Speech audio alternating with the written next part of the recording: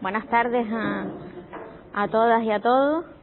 Como dijo Chun, yo soy Gisela, soy la presidenta de la Asociación Discapacitados Melody y la ponencia que yo les he preparado es Mujer y Diversidad Funcional. Nosotros, las personas de la asociación, somos miembros del Foro de Vida Independiente y las personas del Foro de Vida Independiente no utilizamos la terminología discapacidad. Para hacer uso a nombrar la discapacidad, hablamos de diversidad funcional. En mi caso, yo tengo una diversidad funcional física, pero nunca utilizamos nombres como discapacidad, minusvalías y todo esto que creemos que es negativo, hablar siempre negativo de un hecho que pasó. Bueno, la ponencia yo la he estructurado en varios apartados. Primero vamos a dar una perspectiva histórica de lo que ha sido la discapacidad, la diversidad funcional. Vamos a hablar del marco jurídico, después nos centraremos en las mujeres. Luego vamos a hablar de iniciativas sociales que han hecho las mujeres con diversidad funcional. Vamos a hablar de prejuicios, cómo romperlos. Por último, unas conclusiones y, cómo no, los agradecimientos. En cuanto a la perspectiva histórica, una mirada histórica a la discapacidad, desde hace cientos de años, la percepción de la diversidad funcional ha ido variando socialmente. En las partes de Licurgo, las leyes permitían el despeñamiento de los niños o niñas que nacían con algún tipo de diversidad funcional, desde el monte Taygeto. Tal sacrificio selectivo encontró eco en la Roma imperial y años después, con el cristianismo, esta práctica evolucionó hacia ciertas formas de redención. Ya en el siglo XX, el nazismo encontró en sus cámaras de gas el instrumento de sacrificio colectivo a las personas con diversidad funcional. Se asimilaron, las personas con diversidad funcional se asimilaron a objetos de caridad en lo que se llamó el paradigma tradicional. Es el primer paradigma que aparece. Este paradigma se caracteriza por el asistencialismo de beneficencia, por la caridad. Esto provoca marginación, dependencia y falta de autoestima de las personas con algún tipo de diversidad funcional. Antiguamente se creía que si tenías algún tipo de diversidad funcional eras un castigo de Dios, algo habrá hecho tu familia para que te pase o algo habrás hecho tú para que estés así. Era el primer paradigma que apareció. Luego aparece el paradigma médico rehabilitador, aparece al finalizar la Segunda Guerra Mundial y se hace latente la preocupación de los gobiernos por el desarrollo y avance de tratamientos médicos para los heridos de la guerra.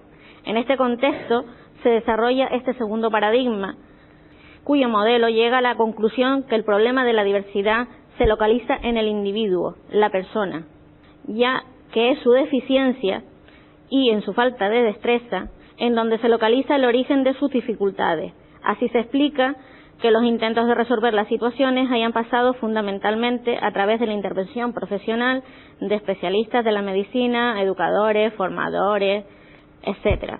Durante los años 60, una vez más motivado por la necesidad de reconstrucción de los efectos de la guerra, en este caso de la guerra de Vietnam, se presenta una nueva perspectiva, la reivindicación del derecho a vivir independientemente, sin sentir el estigma del perdedor o desecho, en una sociedad marcada por la competencia y la imagen. En este contexto se desarrolla el movimiento de vida independiente, paralelamente al avance de los derechos civiles desde los movimientos raciales y feministas. Este paradigma ya no identifica la deficiencia o la falta de destreza como el origen del problema de inserción, sino que éste se localiza en el entorno. Es la sociedad la que no ofrece las oportunidades. Por eso hablamos de sociedad discapacitante. Bueno, aquí ya las personas con algún tipo de diversidad pueden desarrollarse como personas, como tales, ya no son consideradas objetos y son personas con derechos y obligaciones. Ahora yo me voy a pasar al marco jurídico. Lo primero que nos ampara es la Declaración Universal de Derechos Humanos, concretamente el artículo número 2, que dice que toda persona tiene todos los derechos y libertades proclamados en esta declaración, sin distinción alguna de raza, color, sexo, idioma, religión, opinión política o de cualquier otra índole, origen nacional o social, posición económica, nacimiento o cualquier otra condición. La Declaración Universal de los Derechos Humanos, como marco de garantía jurídico, no garantiza la implementación de estas medidas. Es en la Plataforma de Acción de Pekín, aprobada en 1995, la que consiguió en el contexto de la Cuarta Conferencia Mundial de la Mujer que se hablara por primera vez del binomio mujer y discapacidad o diversidad funcional. De esta situación se hizo eco la Unión Europea, con la aprobación del Tratado de Ámsterdam en 1997, y nace así el Foro Europeo de la Discapacidad. En este foro se hace un manifiesto que es el Manifiesto Europeo de Mujeres con Discapacidad. Este manifiesto desvela que los papeles atribuidos por la sociedad a las mujeres con diversidad funcional son distintos a los que se asignan a las mujeres en general, a las supuestamente normales. La doble discriminación de las mujeres con diversidad no es producto de una suma de las necesidades que se plantean en discapacidad y género, sino que al conjugarse ambas variables se produce una situación diferente y especial que es preciso conocer y reconocer, con el fin de disponer de un instrumento operativo que permita responder a las necesidades de esta situación específica y así favorecer el acceso a la igualdad de oportunidades y el disfrute pleno de los derechos de este colectivo. También en el ámbito internacional tenemos el Consejo de Europa. El Consejo inició sus trabajos sobre las perspectivas de género en la diversidad funcional a través de la creación de un grupo de expertos en el seno del Comité para la Rehabilitación e Integración de las Personas con Diversidad, cuyos componentes fueron mayoritariamente mujeres con diversidad funcional, y centró su análisis en la realidad que no comparten con los hombres con diversidad funcional.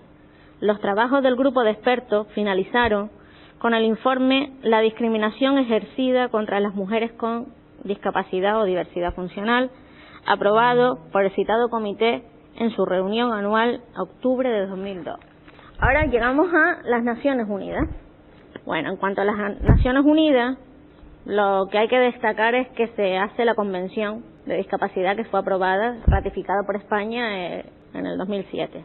El proyecto de la Convención sobre Personas con Discapacidad reconoce la situación de discriminación en que se encuentran los menores y las mujeres con algún tipo de diversidad funcional por su doble condición, la de mujer y la de persona con diversidad, y que les impide el pleno disfrute de los derechos humanos y libertades fundamentales.